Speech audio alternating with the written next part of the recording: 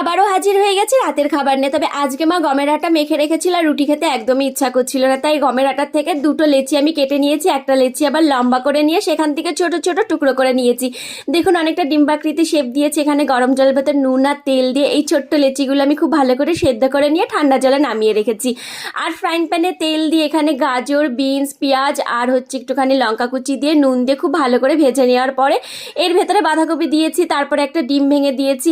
আবার একটুখানি পরিমাণ মতো নুন, ধনে জিরের গুঁড়ো, এখানে লাল লঙ্কার গুঁড়ো দিয়ে সমস্ত কিছু মিশিয়ে নেওয়ার পরে ছোট্ট লেচিগুলো আমি এর ভেতরে দিয়ে ওপর থেকে একটুখানি ম্যাগি মশলা দিয়েছি বা সমস্ত কিছু মিশিয়ে নেওয়ার পরে এখানে ডার্ক সয়া সস দিয়েছি আর তার উপরে আর একটু দিয়েছি আমি টমেটো কেচাপ আর ওপর থেকে দিয়েছি একটুখানি চাট মশলা। সমস্ত কিছু আর একটু ভালোভাবে মিশিয়ে নেওয়ার পরে ব্যাস রেডি হয়ে গেল আর এটা নামিয়ে নিয়েছি। আর এটা কিন্তু খুবই টেস্টি হয় খেতে, আপনারা একবার ট্রাই করতে পারেন বাড়িতে। আর অবশ্যই সবার ভালো লাগবে। আর রেসিপিটি কেমন লাগলো জানাবেন, ভালো লাগলে সাবস্ক্রাইব